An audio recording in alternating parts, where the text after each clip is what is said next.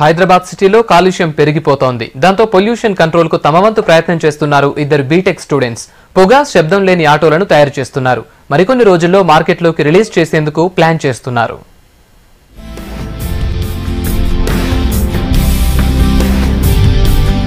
BTech పూర్తి చేశారు. అందరిలా ఉద్యోగం కోసం ఆలోచించలేదు. స్వయం ఉపాధితో పాటు సమాజానికి ఉపయోగపడే మంచి ఆలోచన చేశారు. హైదరాబాద్ కు చెందిన భరత్, మధుకర్ రెడ్డి ఇద్దరు ఫ్రెండ్స్ పొల్యూషన్ ఫ్రీ వెహికల్స్ తయారీపై కొన్ని రోజులు స్టడీ చేశారు. పెద్ద అంబర్పేటలో ఓ కంపెనీ పెట్టారు. కాలుష్య నియంత్రణకు తమ వంతు ప్రయత్నంగా ఈ ఆటోను క్రియేట్ చేశారు. తక్కువ ఖర్చుతో తయారు చేస్తున్న పొల్యూషన్ ఫ్రీ వెహికల్స్ ను త్వరలోనే మార్కెట్లోకి రిలీజ్ చేయబోతున్నారు.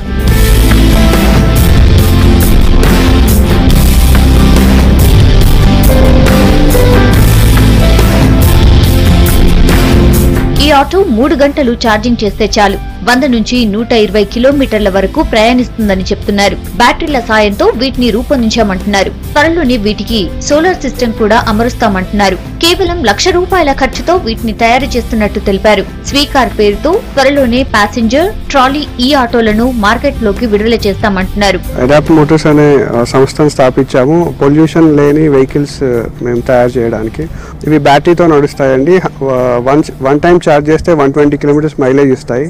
కేవలం 40 పైస్కి 1 కిలోమీటర్ ఇస్తుందండి. ఇది 3 గంటలు ఛార్జ్ చేస్తే 120 కిలోమీటర్స్ వస్తుందండి. ఇది మార్కెట్ ప్రైస్ 1,20,000లో అవైలబుల్ ఉండేటట్టు చూస్తున్నామండి. మ్యానుఫ్యాక్చరింగ్ కాస్ట్ తగ్గించేసి.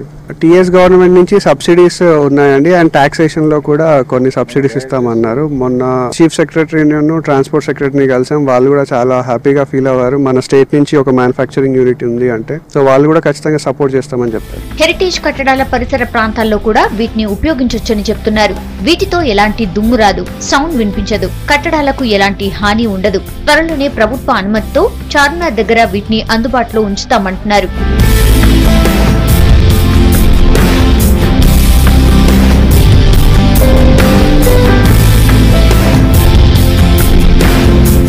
ఈ కంపెనీకి ఇప్పటికే భారీ ఆర్డర్స్ కూడా వచ్చాయి. హైదరాబాద్ సెంట్రల్ యూనివర్సిటీ అధికారులు 100 ఆటోలను ఆర్డర్ ఇచ్చారు. బెంగళూరు ఎయిర్పోర్ట్ నుంచి కూడా ఆర్డర్స్ వచ్చాయని చెప్పారు. కాలేజ్ అప్పటి నుంచే ఒక ఎన్జిఓ ఉండే, ఏదో ఒకటి చేయాలి, ఎన్విరాన్మెంట్ ఫ్రెండ్లీగా ఏదో చేయాలి, సొసైటీకి యూజ్ అయ్యేటట్టు చేయాలని అప్పటి నుంచే ప్రోగ్రామ్స్ చేస్తుండే. సేమ్ వే లైక్ మనకు ఢిల్లీలో వెహికల్స్ చూసాము.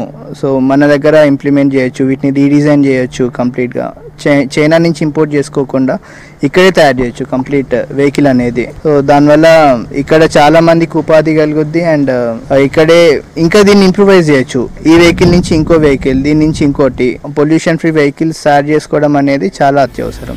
Made in Telangana, make in ఇండియాలో భాగస్వాములై దేశ ప్రగతికి, సమాజానికి ఉపయోగపడాలని ఈ ఆటోలు తయారు చేశామంటున్నారు స్టూడెంట్స్. రాష్ట్ర ప్రభుత్వం అద్భుతమైన ప్రోత్సాహం అందిస్తోందన్నారు.